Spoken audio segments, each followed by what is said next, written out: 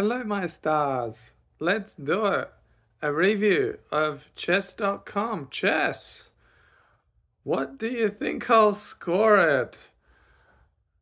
No, disclaimer. It's probably in the description.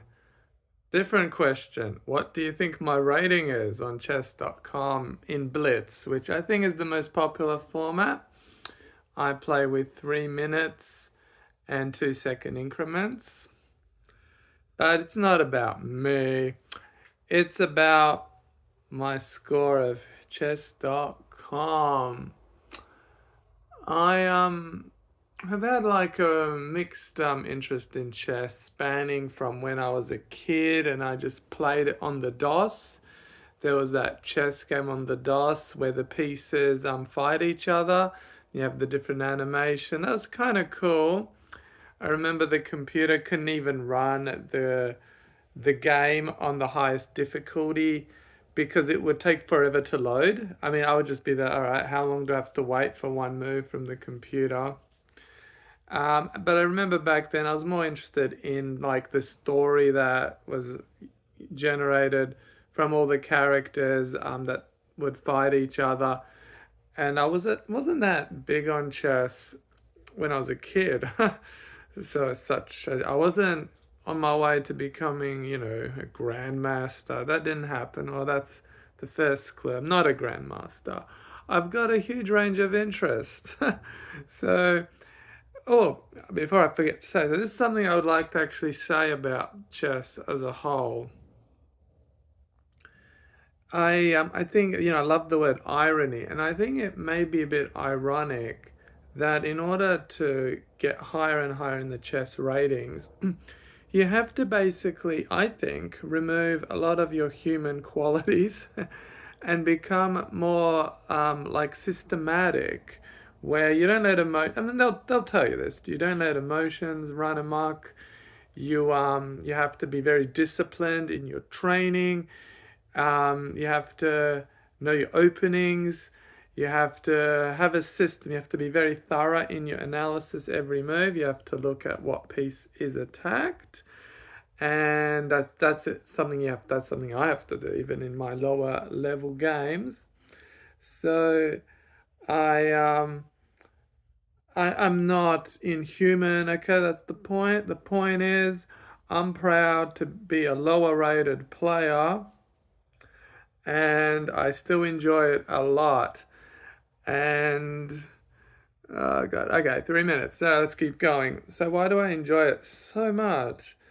It's incredibly dynamic. It's unbelievable. Like they say in like the first few moves, you could already have a potential of like millions of different unique positions on the board. It's like every game is unique. Now there's nothing like that. Like you watch the same movie again. What's the same movie? And yeah, you can spot things you didn't spot. You play a video game. It's always unique. I'll give it that, and I love that about it. But not as unique as chess. How every game is so different. Let's talk about human opponents versus the it's not even artificial intelligence of video game characters, but it's not even artificial intelligence. It doesn't even go that far. They just follow various rules. Like if you cross an invisible line, then enemies appear, for example. That's a common one. And then when you fight enemies, they behave in patterns. Usually it's just wiggle back and forth and, do attack A and then maybe attack B and so on. It can be a timer or a trigger when attack B happens. And inside of that huge creation, that's very interesting in the video game space. And I feel very immersed, very challenged. There's the high difficulty, which so often means less health. And you just have to learn what to do. Once you learn what to do, it becomes predictable and much more manageable. So, I love that in video games. But again, compared to chess, come on. You're telling me that facing a bot on the highest difficulty in a video game is the same as facing a human in chess when you only have 3 minutes to complete the game? It's very different. And if you can emerge victorious, then it feels incredible. And the more you go into it, I know it's going to be hard for me to cover it all in one video. The more you go into it, the more you can appreciate the nuances of it. For example, are you actually attacking your opponent, or are you just moving your pieces up the board? If you're just moving your pieces up the board, you're not achieving anything. That's ironic. You have to always have a good reason behind your move. If you don't have a good reason, then think some more, or learn, study the game, or just admit, I don't know what to do, which happens. Even the top players, they say, I don't know what's going on. So it gets everyone. And then you have the computer bot that will tell you what the best moves were, where you went wrong. No one disputes the computer. It's very good, and it can have a range of its strength, where its strength can be as high as an ELO rating of 3,000. It can have a much lower strength of, let's say, below 1,000. It can vary. So, but if you have a bot that's at a high rating, reviewing your game, it's going to tell you what went right, what went wrong. And that's awesome, because I don't know sometimes often what went wrong, what I missed. It's a great helping hand. Um, so I love how dynamic it is, how, you want to make a move that gives your opponent problems, but you don't want to create weaknesses in your own structure. So that's incredibly tactical and even ironic. It's like, yeah, I'm attacking, but then, by extending your pieces to create the attack, you're creating holes, vulnerabilities in your own base. And it's a little bit unavoidable, but you have to be like, okay, I'm going to attack, even though my pieces will be further away from my king. They won't be able to protect my king. It will look less safe, but I'm going to attack. I'm going to do something. Like my opponent, they're wrecking my structure, but the structure's still good, even though there are holes everywhere. It's brilliant. It's and I've loved it way more than I would care to admit, because my fiance made me play it on chess.com so that I would play her dad, and it was not clear who would come out on top, though to me it was even before the game, but she got me hooked on it, chess.com. And that was like 15 months ago. And since then, I've been playing non-stop. Her dad stopped playing 15 months ago. Like, we just played a few games and then that was the end of it. She stopped playing 15 months ago also. She played her dad a few times and me, and then that's it. But I kept on going every day, pretty much.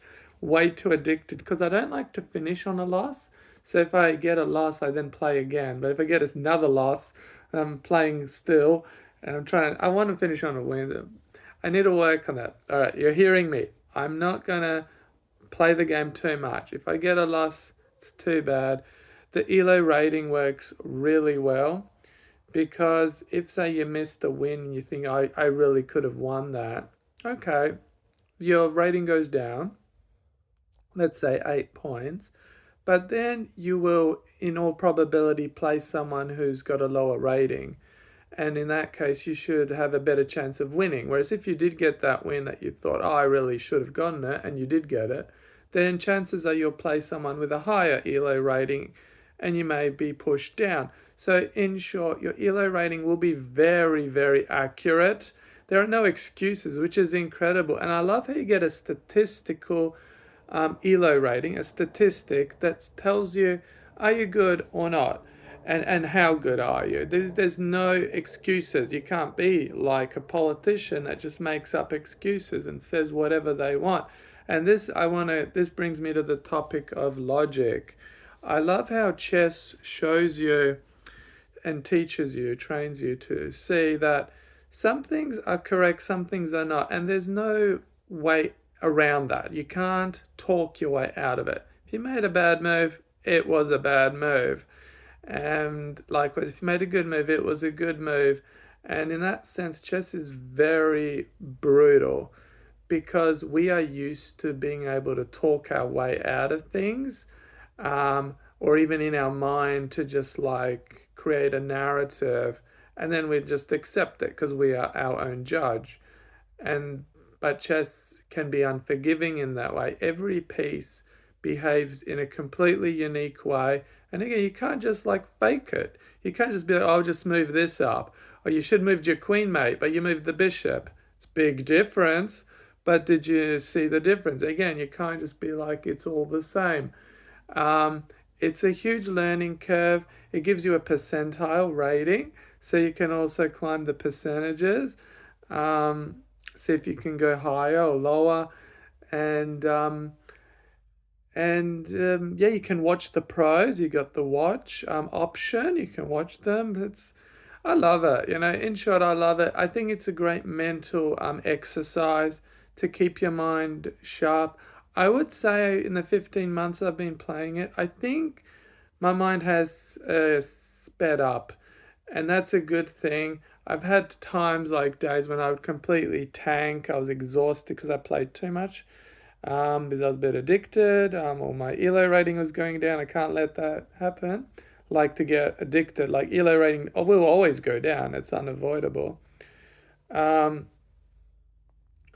but yeah, so it's an epic journey there. So what's my high ELO rating in Blitz? 3 minutes with 2 second increments. What's your guess? Or what percentage am I in the top 90%, top 50%, top 10%? Based on how I talk to you, that should be your clue on what my rating is. I'm in the top 95%. I've had an all time high rating of 1708 over 1700 in Blitz. At that time, my percentage was over 97%. So, top 3%, in other words, in the world. I would say I pretty much always sit above an ELO rating of 1500, which is, let's just say, over 95% of the world. So I'm in the top 5%, very often in the top 4%, but that's when I start to struggle. That top 4% to me, they just create a brick wall, you can't go through it. So credit to them. I'm not going to badmouth them. I'm just admiring them. That's it. Just admire it. Can be humbled.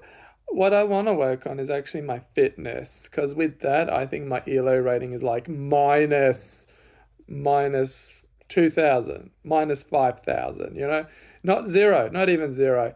Like, so if the professionals, the top players, have an ELO rating of 3000, physically, I am minus 5000, but at least in chess, I am 1500 plus. Woo, woo, woo. So, yeah, thanks for listening. Check out chess.com if you want. Rating of 10 plus plus. I never give that, but I will for this because of just how it is dynamic. And that's brilliant. It always is every game. Like, not pretty much nothing is dynamic. We get so used to things being the same. Not chess. It's brilliant. Those 64 squares, I tell you. Whoa, you can't get a grip on them. You can't. No one can. It's incredible. Thanks for listening. Like and subscribe. Oh yeah, thank you. Enjoy your day.